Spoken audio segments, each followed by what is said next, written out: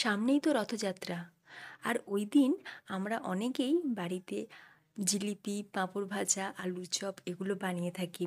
তবে অনেকেই বাড়িতে যখন আলুর চপ বানায়, দোকানের মতন সেই মুচমুচে হয় না। কারণ কি জানো? সেই ব্যাটারটা। আলুর চপ তৈরির মেন হচ্ছে ব্যাটার। ব্যাটার যদি পারফেক্ট থাকে তাহলে প্রত্যেকটা আলুর চপ দেখবে মুচমুচে হবে। আর যদি ব্যাটারটাই যদি ঠিক মতন করে না হয়, তাহলে দেখবে একদম নরম আলুর চপ তৈরি হচ্ছে। তো তোমাদের আজকে আমি দুই রকমভাবেই বানিয়ে দেখাবো। তোমরা দেখে বলবে যে কোনটা তোমাদের পছন্দের। নমস্কার, বেঙ্গলি পাকশালার আরও একটা নতুন রেসিপিতে তোমাদের সবাইকে স্বাগত। সবার প্রথমে এখানে আমি 4টে আলু সিদ্ধ করে রেখেছি। আর এবার আমরা 3টে আলুর খোসা আমি ছাড়িয়ে রেখেছি, আর একটা আলুর খোসা সমেতই রেখেছি। তোমরা চাইলে আলুর খোসা সমেতও আলুর চপ বানাতে পারো, আবার সবকটা আলুর খোসা ছাড়িয়েও বানাতে পারো। কোনোটাতেই কোনো অসুবিধা নেই। তবে আমাদের উত্তর কলকাতাতে প্রত্যেকটা দোকানে কিন্তু আলুর চপ বানানো হয় খোসা সমেতই। তো আজ আমি একদম দোকানের মতন বানাচ্ছি, তাই আমি একটা আলুর খোসা রেখে আলুটাকে আমি ভালো করে চটকে মেখে নিলাম। এবার দেখো, অন্যদিকে একটা মশলা রেডি করব। এই মশলা দেওয়ার ফলে আলুর চপের টেস্ট দুর্দান্ত হয়।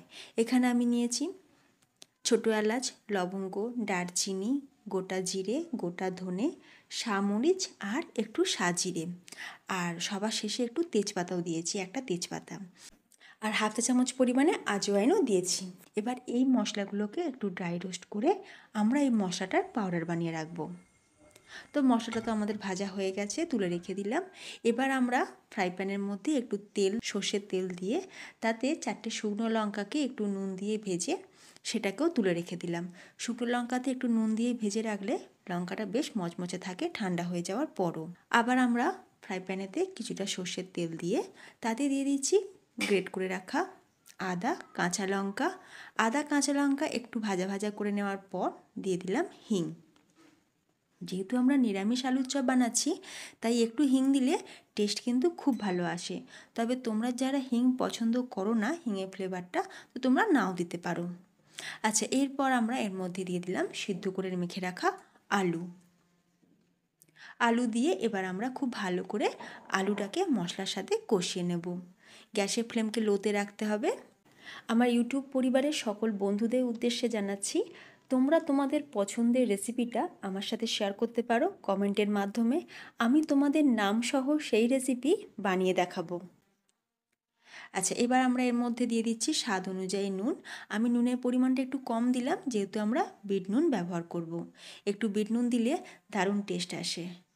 আর যে মশলাটা আমরা ভেজে গুঁড়ো করে রেখেছিলাম, সেই মশলাটাও দিয়ে দিচ্ছি 1 টেবিল চামচ। আর দেখো, মশলাটা কিন্তু একদম ফাইন পাউডার বানালে হবে না, একটু দানা দানা থাকবে, সেই রকম বানিয়ে নিতে হবে। এবার সব কিছু দিয়ে খুব ভালো করে আরও একবার মিশিয়ে নিচ্ছি। আচ্ছা, এবার আমরা দিয়ে দিচ্ছি ভাজা বাদাম। ভাজা বাদাম দেওয়ার পর দিয়ে দিলাম আমচুর পাউডার, আর দিয়ে দিচ্ছি কুচনো ধনেপাতা। আর সবার শেষে অ্যাড করলাম যে শুকনো লঙ্কাটা আমরা ভেজে রেখেছিলাম, সেটাকে আমি হাত দিয়ে একটু গুঁড়ো করে নিয়ে সেটাকে দিয়ে দিলাম। দিয়ে খুব ভালো করে আলুর সাথে মিশিয়ে নিলাম। তো আলুর পুরটা আমাদের একদম তৈরি। এবার আমরা পুরটাকে একটা বাটির মধ্যে ঢেলে ঠান্ডা হতে দেব। যতক্ষণ পুরটা ঠান্ডা হচ্ছে, অন্যদিকে ব্যাটারটা বানাবো। তো ব্যাটার বানানোর জন্য এখানে বাউলের ওপর একটা আমি চালনি বসিয়েছি, আর চালের মধ্যে আমি দিয়ে দিলাম 1 কাপ বেসন, সাথে দিয়ে দিচ্ছি 2 টেবিল চামচ কর্নফ্লাওয়ার, স্বাদ অনুযায়ী একটু নুন, আর খুবই সামান্য পরিমাণে একটু চিনি দিয়েছি। চিনি দিলে পরে কি হবে, এই আলুর চপের কালারটা খুব ভালো আসবে। আর দিয়ে দিলাম খুবই সামান্য পরিমাণে একটু হলুদ আর একটু লঙ্কার গুঁড়ো। এবার আমরা চালনিতে ভালো করে ছেঁকে নেব। এইভাবে ছেঁকে নিলে বেসনের মধ্যে যদি কোনো ডেলা ভাব থাকে, তাহলে সেটা আর থাকবে না। এবার অল্প অল্প করে জল দিয়ে একটা ঘন ব্যাটার আমরা রেডি করে নেব। জলের পরিমাণটা একবারে কখনোই দিয়ে দেবে না। দোকানে দেখবে ঠিক এই রকমভাবেই কিন্তু আলুর চপটা বানানো হয়। বেসনের সাথে যদি একটু কর্নফ্লাওয়ার মিশিয়ে নেওয়া যায়, তাহলে দেখবে দারুণ মুচমুচে আর খাস্তা তৈরি হয়। এখানে বলে রাখি, ইউটিউবের সাথে সাথে ইনস্টাগ্রাম আর ফেসবুক পেজে তো আমার বিভিন্ন রেসিপি ভিডিও আপলোড করা থাকে। তো তোমরা চাইলে সেই পেস্টটাকেও ফলো করে নিতে পারো। এইবার দেখো অল্প অল্প করে জল দিয়ে একটা ঘন ব্যাটার আমি রেডি করে রাখবো। আর যেহেতু আমরা নুনটা আগেই দিয়ে দিয়েছি, তাই ব্যাটারটা একটু ঘন করেই বানিয়ে রাখবো, কারণ কিছুক্ষণ যখন আমরা ব্যাটারটা রেস্টে রেখে দেবো, নুন দেওয়ার ফলে ব্যাটারটা কিন্তু একটু পাতলা হয়ে যাবে। তো ব্যাটারটা আমরা সাইড করে রেখে দিলাম 10 মিনিটের জন্য। অন্যদিকে পুরটাও আমাদের ঠান্ডা হয়ে গেছে। এবার আমরা কিছুটা শুকনো বেসন আমি ছড়িয়ে দিয়ে তার উপরে আলুর চপের শেপটা দিয়ে নিচ্ছি। এইভাবে দেখো হাতের মধ্যে একটুখানি গোল গোল করে নিয়ে তারপরে হাতের চেটোতে রেখে সেটাকে চ্যাপ্টা আকার দিয়ে আলুর চপের মতন করে বানিয়ে নিচ্ছি। আলুর চপ বানানোর সময় তোমরা অবশ্যই একটু শুকনো বেসন ছড়িয়ে তার উপরে আলুর চপের পুরটা এইভাবে রাখবে, তাহলে তোলার সময় আমাদের সুবিধাই হবে। আর বানাতে কিন্তু বেশ মজা লাগবে। আর নিরামিষ হলেও বন্ধুরা এই আলুর পুরটা যা সুন্দর টেস্ট, আর বানানোর সময় এত সুন্দর একটা ফ্লেভার এসেছে যে তোমাদের আমি কি বলবো, তোমরা বাড়িতে না বানালে এর ফ্লেভারটা উপভোগ করতে পারবে না। দেখো আমি আলুর পুরগুলো কিন্তু আমাদের তৈরি হয়ে গেছে। আর এদিকে দেখো 10 মিনিট আমরা বেসনটাকে রেস্টেও রেখে দিয়েছি। আর দেখতেই পাচ্ছ বেসনটা কিন্তু আগের থেকে বেশ অনেকটাই পাতলা হয়েছে। এবার আমরা এর মধ্যে দিয়ে দিচ্ছি হাফ টিস্পুন বেকিং সোডা বা খাবার সোডা, আর খুবই সামান্য পরিমাণে একটু জল দিয়ে ব্যাটারটাকে আরও একবার ভালো করে মিশিয়ে নেব। খাবার সোডা কিন্তু আগে থাকতে কখনোই দেবে না, ঠিক যখনই আমরা আলুর চপগুলো ফ্রাই করব তার ঠিক আগেই খাবার সোডাটা মেশাতে হবে। খাবার সোডা দেওয়ার পর খুব ভালো করে একবার মিশিয়ে নিয়েছি। আর তোমাদের আমি দেখিয়ে দিলাম ব্যাটারের কনসিস্টেন্সি, কারণ আলুর চপ বানানোর সময় ব্যাটার কিন্তু বেশি মোটা করলে চলে না।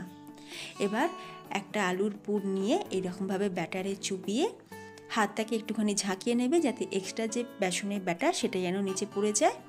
এবার একে একে গরম তেলের মধ্যে ছাড়তে থাকবে। গ্যাসের ফ্লেমকে মিডিয়ামে রেখে আলুর চপগুলোকে উল্টে পাল্টে একটু লাল লাল করে ভেজে নিতে হবে।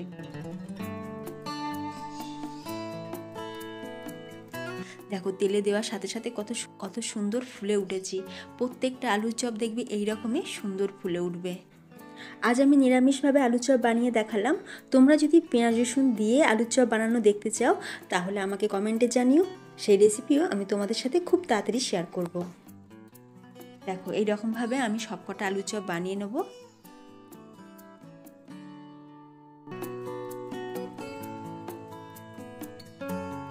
এবার আমি তোমাদের দেখাবো যে বেসনের মধ্যে যদি আমরা কর্নফ্লাওয়ার বা বেকিং সোডা না দিই সেক্ষেত্রে আলুর চপগুলো কীরকম তৈরি হবে। এক্সট্রা যে একটু বেসনের ব্যাটার থেকে গেছিলো তার মধ্যে আমি একটু বেসন দিয়ে একটা ব্যাটার রেডি করে নিয়ে এবার আমরা ওই যে পুরটা বানিয়ে রেখেছিলাম সেই আলুর পুরটা ব্যাটারের মধ্যে দিয়ে এবার একই রকমভাবে আমি আলুর চপটাকে ভেজে নেব। আর তোমরা নিজেরা দেখতেই পাবে যে দুটো আলুর চপের মধ্যে ঠিক কতখানি তফাৎ। তো আলুর চপ তো আমাদের রেডি হয়ে গেল। এবার আমি তোমাদের দেখাচ্ছি। যেহেতু রথযাত্রা উপলক্ষে বানাচ্ছি তাই আমি সাথে পাঁপড় ভাজাও রেখেছি। এই যে দেখো এটা হচ্ছে সেই আলুর চপ যেটা আমরা বেকিং সোডা ছাড়া বানিয়েছি। এবার আমি তোমাদের একটা আওয়াজ শোনাচ্ছি, দেখো কতটা মুচমুচে তৈরি হয়েছে, পুরো একদম দোকানের মতন। ঠিক এই রকম আলুর চপ কিন্তু আমাদের বাড়িতে সবাই পছন্দ করে। আওয়াজটা শুনে তোমরা বুঝতেই পারছো কতটা মুচমুচে তৈরি হয়েছে। এই তো গেল পারফেক্ট আলুর চপ। এবার আমি তোমাদের বেকিং সোডা ছাড়া যে আলুর চপ বানিয়েছি সেটাও ভেঙে দেখাচ্ছি। তো তোমাদের কেমন লাগলো আজকের রেসিপি অবশ্যই আমাকে কমেন্টে জানিও। নরম না মুচমুচে কোনটা তোমাদের বেশি পছন্দ সেটাও আমাকে অবশ্যই কমেন্টে জানিও। রেসিপি ভালো লাগলে ভিডিওতে লাইক দিও, শেয়ার করো, তার সাথে চ্যানেলটি সাবস্ক্রাইব করে পাশে থাকা বেল আইকন অবশ্যই প্রেস করে রাখবে। তো ভিডিওটা আমি এখানেই শেষ করলাম। তোমরা সকলে ভালো থেকো। ধন্যবাদ।